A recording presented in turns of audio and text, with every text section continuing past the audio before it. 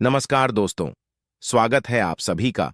आज की इस खास जानकारी में हम आपको बताएंगे कि नवरात्रि के दुर्गा अष्टमी दिन कौन सा ऐसा उपाय है जिसे आपको अवश्य करना चाहिए ताकि माता रानी की कृपा आपके ऊपर बनी रहे। इसके साथ ही हम आपको विसर्जन की विधि के बारे में विस्तार से जानकारी देंगे ताकि आप सही तरीके से इस महत्वपूर्ण अनुष्ठान को पूरा कर सकें। अगर आप सच्चे भक्त हैं और माता रानी की कृपा प्राप्त करना चाहते हैं, उससे पहले इस चैनल को सब्सक्राइब कर लें और इस वीडियो को ध्यान से देखें और सीखें कि कौन कौन से जरूरी कदम उठाने हैं। नवरात्रि के आखिरी दिन कलश का विसर्जन करना बेहद महत्वपूर्ण होता है। जैसा कि हम जानते हैं, नवरात्रि के पहले दिन घट स्थापना की जाती है और इस कलश की 9 दिनों तक पूजा होती है। यह कलश देवी दुर्गा का प्रतीक होता है और इसे बहुत पवित्र माना जाता है। 9 दिनों की पूजा के बाद नवरात्रि के दुर्गा अष्टमी दिन इसका विसर्जन किया जाता है और यह प्रक्रिया सही मुहूर्त और विधि के अनुसार होनी चाहिए, अन्यथा छोटी सी गलती भी देवी को नाराज कर सकती है। कलश विसर्जन की सही विधि जानने के लिए सबसे पहले आपको यह समझना होगा कि इसके साथ जुड़े प्रत्येक कदम का क्या महत्व है। नवरात्रि के समाप्त होने पर मां दुर्गा और कलश की पूजा विधिवत रूप से करें। इसके बाद मूर्ति और कलश का विसर्जन किया जाता है। विसर्जन सही विधि से ही करना चाहिए ताकि 9 दिनों की पूजा और व्रत का पूरा फल प्राप्त हो सके। सबसे पहले ओम क्लीन चामुंडा विक्षेप करते हुए कलश के ऊपर रखे नारियल को धीरे धीरे उठाएं। इस नारियल को लाल चुनरी में बांधकर अपनी माता, पत्नी, बहन या बेटी को दें। इसके बाद कलश के पानी को आम के पत्तों से पूरे घर में छिड़क। यह जल बहुत पवित्र माना जाता है और इसे पूरे घर में छिड़कने से सुख, समृद्धि और सकारात्मक ऊर्जा का संचार होता है। ध्यान रखें कि यह जल बाथरूम या शौचालय के आसपास नहीं छिड़कना चाहिए, क्योंकि यह स्थान अपवित्र माना जाता है। इसके बाद बचे हुए जल को तुलसी के पौधे या किसी पेड़ के पास डाल दें। ऐसा करने से मां दुर्गा की कृपा बनी रहती है। कलश में रखे सिक्के को निकालकर उसे अपनी तिजोरी या पर्स में रख लें। यह सिक्का धन, धान्य और समृद्धि का प्रतीक होता है और इसे रखने से आपके जीवन में आर्थिक उन्नति होती है। साथ ही कलश में बोए गए जवाहर को भी आप घर के बाहर किसी पवित्र स्थान जैसे कि मंदिर के पास या किसी पेड़ के नीचे रख दें। यह भी अत्यंत शुभ माना जाता है। जवारे बहुत पवित्र होते हैं और इसे आप अपनी तिजोरी या पर्स में भी रख सकते हैं। ऐसा करने से मां दुर्गा की कृपा सदैव आपके ऊपर बनी रहती है और आपके जीवन में समृद्धि और शांति का वास होता है। शास्त्रों के अनुसार कलश स्थापना जितनी महत्वपूर्ण होती है, उतनी ही महत्वपूर्ण कलश का विसर्जन भी होता है। इसलिए इस प्रक्रिया को पूरे विधि विधान के साथ करना आवश्यक है ताकि मां दुर्गा प्रसन्न हो और घर में सुख, शांति और समृद्धि का वरदान दें। नवरात्रि के दुर्गा अष्टमी दिन हवन और कन्या पूजन करना भी अति आवश्यक माना जाता है। अष्टमी या नवमी के दिन हवन के बाद कन्याओं को भोजन कराना चाहिए और अपनी क्षमता अनुसार उन्हें उपहार भेंट करना चाहिए। कन्याओं में से एक को देवी भगवती के 9 रूपों का प्रतीक मानकर विशेष पूजन करें।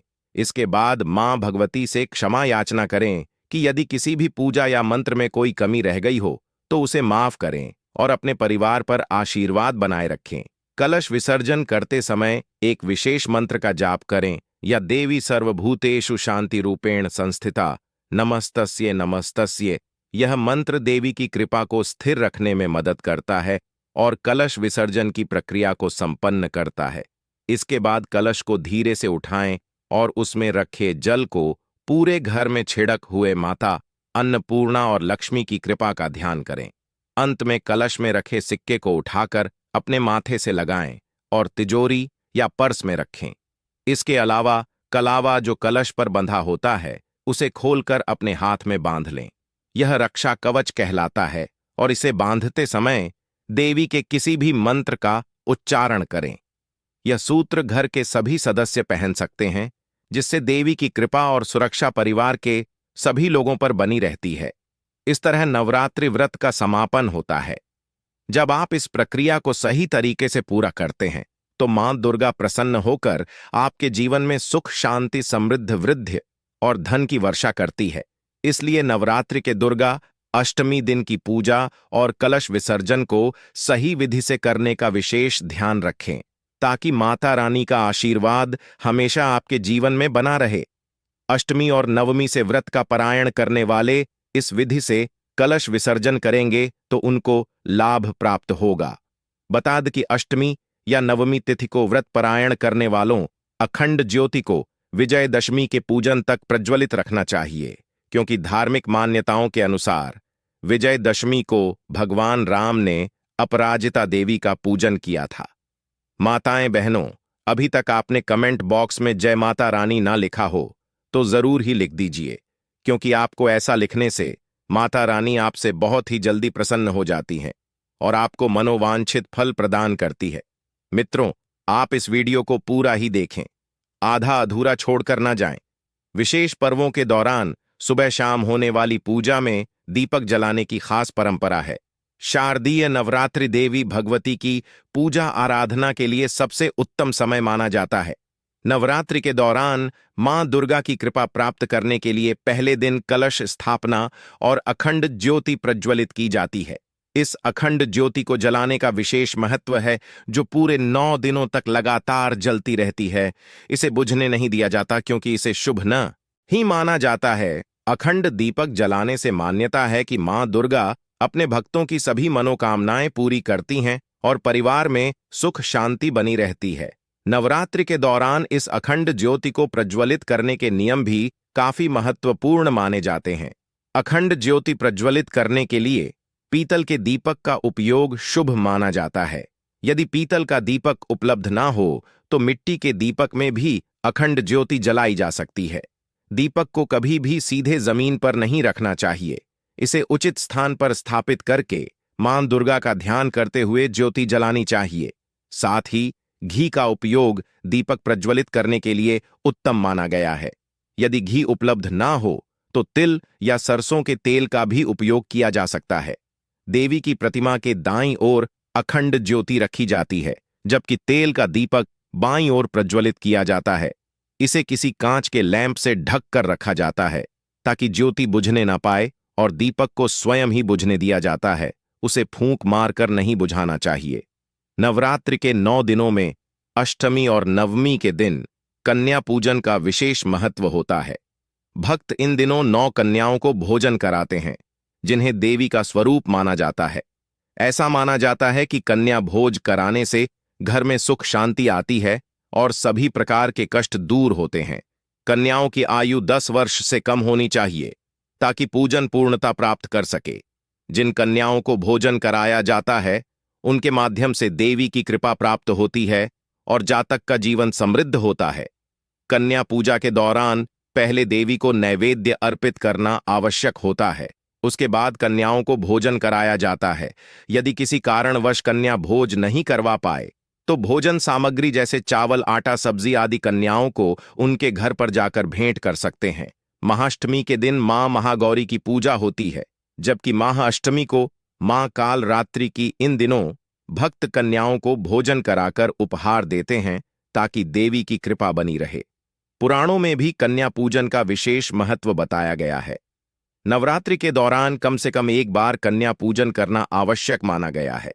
बिना कन्या पूजन के नवरात्रि का व्रत अधूरा माना जाता है। यह भी कहा गया है कि 10 वर्ष तक की कन्याओं का पूजन करना चाहिए। हर आयु की कन्या का अलग महत्व होता है। उदाहरण के लिए 2 साल की कन्या को कुमारी कहा जाता है, जिनकी पूजा से दुख और दरिद्रता का नाश होता है।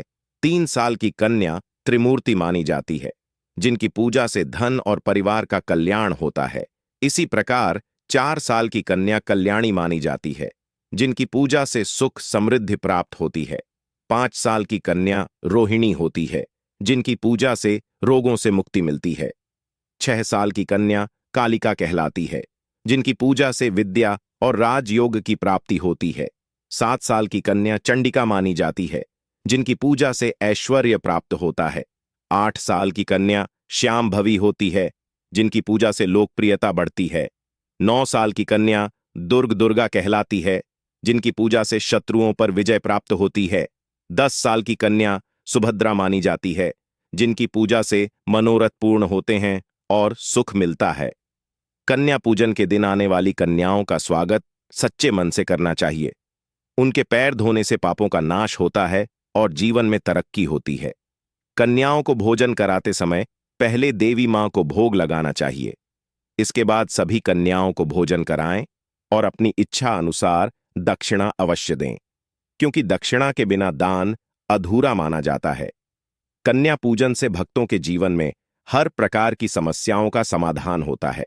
उदाहरण के लिए, विवाह में देरी हो रही हो तो 5 साल की कन्या को खाना खिलाकर श्रृंगार का सामान भेंट करना चाहिए।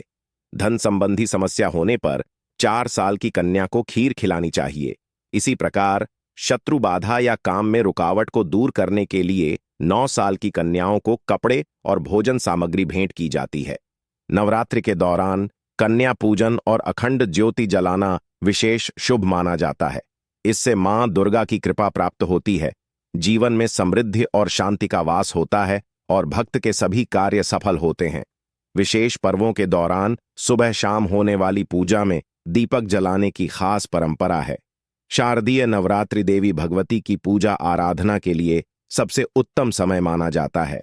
नवरात्रि के दौरान मां दुर्गा की कृपा प्राप्त करने के लिए पहले दिन कलश स्थापना और अखंड ज्योति प्रज्वलित की जाती है। इस अखंड ज्योति को जलाने का विशेष महत्व है, जो पूरे 9 दिनों तक लगातार जलती रहती है। इसे बुझने नहीं दिया जाता, क्योंकि इसे शुभ नहीं माना जाता है। अखंड दीपक जलाने से मान्यता है कि मां दुर्गा अपने भक्तों की सभी मनोकामनाएं पूरी करती हैं और परिवार में सुख शांति बनी रहती है। नवरात्रि के दौरान इस अखंड ज्योति को प्रज्वलित करने के नियम भी काफी महत्वपूर्ण माने जाते हैं। अखंड ज्योति प्रज्वलित करने के लिए पीतल के दीपक का उपयोग शुभ माना जाता है।